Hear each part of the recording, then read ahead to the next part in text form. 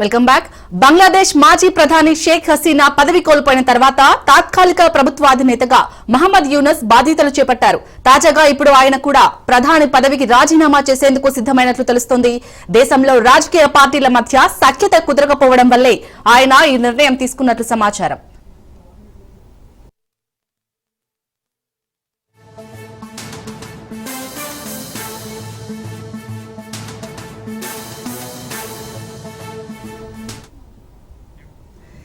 NCP chief Nahid ఇస్లాం యూనస్ రాజీనామా గురించి స్పందించారు. ఆయన రిజైన్ అంశంపై మాట్లాడతారని చెప్పారు. కాగా ఇటీవలి కాలంలో యూనస్ ప్రభుత్వం పలు సవాళ్లను ఎదుర్కొంటోంది. అందులో Bangla army chief general Waqar uz Zaman తో నెలకొన్న విభేదాలు ముఖ్యమైనవి. హసీనా రాజీనామా తర్వాత వీరు కలిసే ఉన్నప్పటికీ ఎన్నికల నిర్వహణ, సైనిక వ్యవహారాల్లో జోక్యంతో సహా యూనస్ తీసుకుంటున్న పలు నిర్ణయాల విషయంలో వీరి మధ్య విభేదాలు ఏర్పడినట్లు తెలుస్తోంది.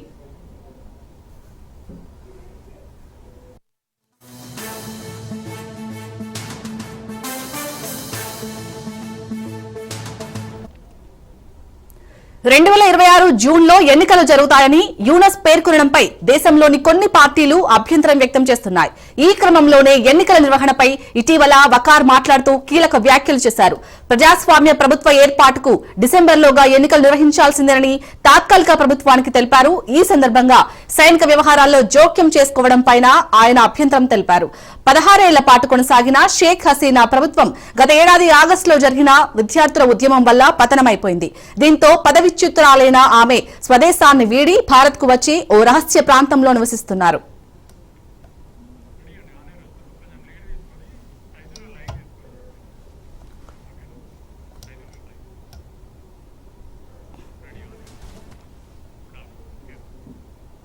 ఇక ఇటు తాత్కాలిక ప్రభుత్వాధినేతగా ఉన్న మహమ్మద్ యూనస్ అయితే ఇప్పుడు ప్రధాని పదవికి రాజీనామా చేసేందుకు సిద్దమైనట్టుగా తెలుస్తోంది. దీనిపై పూర్తి డీటెయిల్స్ మా ప్రతినిధి సైదులు అందిస్తారు. సైదులు, అసలు తను ప్రధాని పదవికి రాజీనామా చేసేందుకు ఎందుకు కారణం ఏంటి? రాజీనామా చేయడానికి అప్డేట్స్ ఏంటి?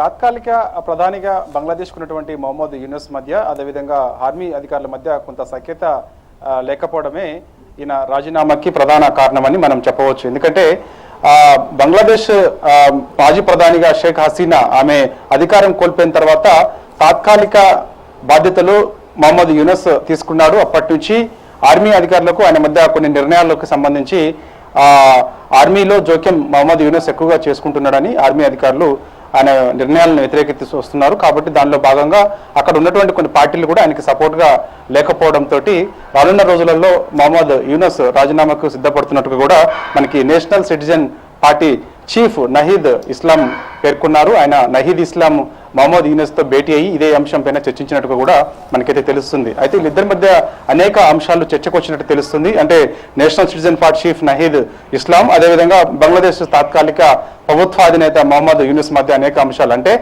బంగ్లాదేశ్లో ఎన్నికలు నిర్వహించాలంటే ఇప్పుడు ఉన్నటువంటి పార్టీలు మధ్య సఖ్యత లేకపోవడం, కొన్ని పార్టీలు వాటిని వ్యతిరేకిస్తూ వస్తుండడంతో అందుకు తను ఎటువంటి నిర్ణయాలు తీసుకోలేని సిచ్యువేషన్స్లో ఉన్నాను. కాబట్టి రానున్న రోజులలో నేను రాజీనామాకు సిద్ధపడుతున్నాను, అందుకు మీరందరూ సపోర్ట్ ఉండాలని చెప్పేసి ఆయన నహీద్ ఇస్లాంతో చెప్పినట్టుగా కూడా తెలుస్తుంది. మరి చూడాలి బంగ్లాదేశ్లో ఇప్పుడు ప్రస్తుతం నెలకొన్నటువంటి పరిస్థితులు ఏ విధంగా ఉన్నాయంటే అక్కడ ఏ నిర్ణయం తీసుకోవాలన్నా కూడా ఆర్మీ జోక్యం ప్రస్తుతం ఉంటుంది. కాబట్టి ఆ ఆర్మీ జోక్యం లేకుండా ఉండేందుకు ఎన్నికలు నిర్వహిస్తే ఎవరైతే అక్కడ ప్రజల చేత ఎన్నుకోబడతారో వారికి ఆ పదవి బాధ్యతలు అప్పగిస్తే అది చాలా ఆ ప్రభుత్వాలు బాగుంటాయి, దాంతోపాటు ప్రజలు కూడా అనేక సంక్షేమ పథకాలు అందుతాయని చెప్పేసి ఒక నిర్ణయానికి వస్తే బాగుంటుందని. కానీ ఆర్మీ ఇప్పటికీ పదే ఇట్లా జోక్యం చేసుకోవడం కరెక్ట్ కాదనేది వారి వాదన. కాబట్టి దానిలో భాగంగా ఆర్మీ జోక్యం కారణంగా నేను ఈ యొక్క పదవిలో ఉండలేకపోతున్నానని చెప్పేసి కూడా ఆయన చెప్తున్నారు. కాబట్టి రానున్న రోజులలో ఖచ్చితంగా ప్రస్తుతం ఉన్నటువంటి బంగ్లాదేశ్ తాత్కాలిక ప్రభుత్వాధినేత మహమ్మద్ యూనస్ రాజీనామాకి అయితే సిద్ధపడ్డట్టుగా కూడా మనకి National Citizen Party chief Nahid Islam అయితే పేర్కొన్నటువంటి పరిస్థితి కనిపిస్తుంది. ఇక National Citizen Party chief Nahid Islam Yunus మధ్య జరిగినటువంటి సంభాషణ ఏదైతే ఉందో ఆయన యూనస్ ఏం చెప్పారనే విషయాన్ని కూడా నహీద్ ఇస్లాము మీడియా ముందు కూడా చెప్పినట్టు కూడా తెలుస్తుంది. ప్రస్తుతం అక్కడ పరిస్థితులు అయితే చాలా 2026 జూన్లో ఎన్నికలు జరుగుతాయని యూనస్ పేర్కొనడంతో దేశంలో కొన్ని పార్టీలు కూడా అతనికి సపోర్ట్గా రావడం లేదు. ఒకవేళ వచ్చినా కూడా కొన్ని పార్టీలు మద్దతు ఉంటుంది, కొన్ని పార్టీలు ఏమో ఎన్నికలను వ్యతిరేకత వస్తున్నాయి. దానిలో భాగంగా ఖచ్చితంగా ఒకవైపు 2026 జూన్లో ఎన్నికలు నిర్వహించకపోతే అక్కడ పరిస్థితులు చాలా ఇబ్బందులు పడాల్సిన పరిస్థితి వచ్చింది. ఇప్పటికే చాలా ప్రజలందరూ కూడా చాలా ఇబ్బందులు పడుతున్నట్టుగా కూడా చెబుతున్నటువంటి పరిస్థితి, ఆర్థిక పరిస్థితి ముఖ్యంగా చాలా ఘోరంగా ఉన్నట్టు కూడా చెబుతున్నారు. దాంతోపాటుగా ప్రస్తుతం జరుగుతున్నటువంటి దేశంలో ప్రపంచంలో జరుగుతున్నటువంటి పరిస్థితులు ఏమున్నాయో అవి సంబంధించి కూడా వాళ్ళు ఒక నిర్ణయానికి వచ్చినట్టు కూడా తెలుస్తుంది. అంటే ఏంటి, మన యొక్క దేశ భద్రతకు సంబంధించి ఏ విధంగా ఉండాలి ఏంటి అనే దానిపైన సంబంధించి కూడా మనం ఎన్నికలు నిర్వహిస్తే 2026 జూన్లో ఎన్నికలు నిర్వహిస్తే దానికి ప్రజలు ఎవరైతే ఎన్నుకుంటారో అదే ఎన్నుకున్న తర్వాత మనకి ఆ దేశ ప్రధానిగా ఉన్న వ్యక్తి కొన్ని నిర్ణయాలకి తీసుకునే అవకాశం ఉంటుంది. కాబట్టి నేను తాత్కాలికంగా మాత్రమే నేను ఇప్పుడు ప్రభుత్వాధినేతగా ఉన్నాను కాబట్టి సో రానున్న రోజులలో ఎన్నికలు నిర్వహిస్తే చాలా బాగుంటుంది అనేది ఒక నిర్ణయానికి వచ్చారు. కానీ అక్కడ ఉన్నటువంటి పార్టీలు అందరూ కూడా వ్యతిరేకత వస్తున్నారు కాబట్టి ఎవరు మద్దతు కూడా సరిగ్గా లేదు. అంటే ఒకవైపు ఆర్మీ మద్దతు మహమ్మద్ యూనస్కు తాత్కాలిక ప్రధానిగా ఉన్నటువంటి మహమ్మద్ యూనస్కు లేదు, దాంతోపాటుగా బంగ్లాదేశ్లో ఉన్నటువంటి కొన్ని పార్టీల మద్దతు కూడా లేకపోవడంతో ఆయన ఒక నిర్ణయానికి వచ్చి రాజీనామాకు సిద్ధపడ్డట్టుగా కూడా తెలుస్తుంది. ఒకవేళ ఆయన రాజీనామా చేస్తే మాత్రం అక్కడ పరిస్థితులు చాలా వరకు ఇబ్బందికరంగా ఉంటాయని చెప్పేసి కూడా కొందరు మీడియా కథనాలు కూడా వెలువడుతున్నాయి. మన నేషనల్ ఆంగ్ల పత్రికల్లో కూడా ఇదే ప్రచురించబడుతుంది. అంటే అక్కడ ఉన్నటువంటి ప్రస్తుతం మహమ్మద్ యూనస్ ఒక గాడిలో పెట్టి బంగ్లాదేశ్లో ఉన్న పరిస్థితులన్నిటి కూడా ఒక గాడిలో పెట్టేందుకు సిద్ధమయ్యాడు. కానీ అక్కడ ఉన్న పార్టీలు ఎవరు కూడా సపోర్ట్ చేయకపోవడం వల్ల ఆయన కాక రాజీనామాకు సిద్ధపడితే మాత్రం పరిస్థితులన్నీ కూడా చాలా ఇబ్బందికరంగా మారతాయని చెప్పేసి కూడా చెబుతున్నటువంటి పరిస్థితి కనిపిస్తుంది. ఇంకా షేక్ హసీనా మాత్రం గతంలో ఒక స్టేట్మెంట్ కూడా ఇచ్చింది, ఖచ్చితంగా నేను నా దేశానికి వెళ్తాను, మరోసారి నా ప్రజల మద్దతు తీసుకుంటాను, ఖచ్చితంగా ఆ దేశానికి మరోసారి నేను ప్రధానంగానే ఉంటానని కూడా మా స్టేట్మెంట్ చేశారు. కాబట్టి మరి చూడాలి పరిణామాలు ఏ విధంగా చోటు చేసుకుంటాయి అనేది కూడా మనకి తెలియాల్సి ఉంటుంది. ఎందుకంటే ఒకవేళ మహమ్మద్ యూనస్ రాజీనామా చేస్తే మాత్రం అక్కడ ఎన్నికలు నిర్వహిస్తే మాత్రం అంటే మరి కొన్ని పార్టీలతోటి కూడా మాట్లాడే అవకాశం కనిపిస్తుంది. కొన్ని పార్టీల మద్దతు లేకపోవడం వల్ల వాళ్ళందరినీ కూర్చోబెట్టి మాట్లాడిన తర్వాత ఒక నిర్ణయానికి వచ్చి 2026 జూన్లో ఎన్నికలు నిర్వహిస్తే మాత్రం మరి షేక్ హసీనా కూడా మరొకసారి ఆ దేశానికి వెళ్తుందా, వెళ్తే మళ్ళీ తన యొక్క పార్టీ ఏదైతే ఉందో బలోపేతం చేసుకుంటుందా, ఎన్నికల్లో నిలబడుతుందా, ప్రజల మద్దతు మరి ఆమెకి ఈసారి ఉంటుందా ఉండదా ఏంటి అనేది కూడా తెలియాల్సి ఉంటుంది. సో ఏదేమైనా సరే బంగ్లాదేశ్లో మాత్రం పరిస్థితులు చాలా ఇబ్బందికరంగా ఉన్నాయంటూ కూడా కొన్ని ఆంగ్ల పత్రికలో ఈ మధ్య కాలంలో చూసాం, వరుసగా కథనాలు నిలబడుతున్నాయి. సైదులు ఏదైతే నహీద్ ఇస్లాం అయితే ఇప్పుడు యూనస్ తో మాట్లాడతారని చెప్తున్నారు. ఎందుకంటే రాజకీయ పార్టీల సఖ్యత లేకపోవడం వల్ల ఇదంతా జరుగుతుంది. బట్ ఒకవేళ తిను రాజీనామా చేస్తే రాజీనామాను ఆమోదించే ఛాన్స్ ఉందా, కనిపిస్తుందా అక్కడ? ఎస్, ప్రస్తుతం అయితే మహమ్మద్ యూనస్ రాజీనామా చేస్తే అక్కడ రాజీనామాకి సంబంధించి నిర్ణయం తీసుకోవడానికి మాత్రం ఎవరు కూడా ముందుకు రావడం లేదు. అంటే ముఖ్యంగా ఖచ్చితంగా ఆర్మీ అధికారికి సంబంధించి మాత్రం ఆయన తీసుకోవాల్సి ఉంది. Army chief general Waqar uz Zaman.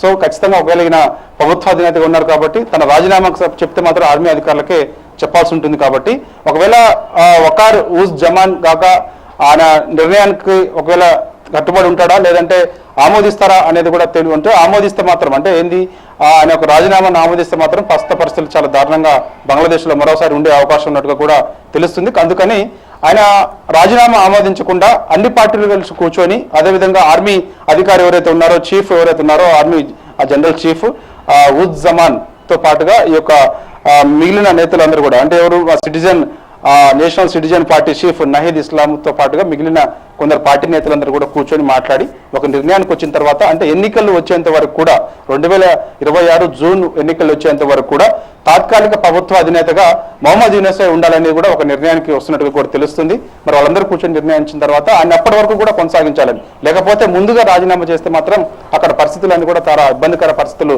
మారే అవకాశం ఉంది. ఇప్పటికే ఆర్థిక పరిస్థితి సరిగా లేకపోవడం వల్ల బంగ్లాదేశ్లో అనేక ఇబ్బందులు పడుతున్నట్టుగా కూడా ఆంగ్ల పత్రిక వార్తలు వస్తున్నాయి. కాబట్టి సో అప్పటి వరకు కూడా ఆయన కంటిన్యూగా ఉండాలని అదేవిధంగా కంటిన్యూగా ఉంటే బాగుంటుందని చెప్పేసి కూడా కొన్ని పార్టీలు అదేవిధంగా ఆర్మీ జనరల్ చీఫ్ వీళ్ళందరూ కూడా కూర్చొని మాట్లాడి త్వరలోనే ఒక నిర్ణయానికి వచ్చేటట్టుగా మనకు అవకాశం అంటే త్వరలోనే ఒక నిర్ణయానికి వచ్చి ఒక నిర్ణయం తీసుకునే అవకాశం ఉన్నట్టు కూడా మనకైతే సమాచారం. Right, thank you Saidulu.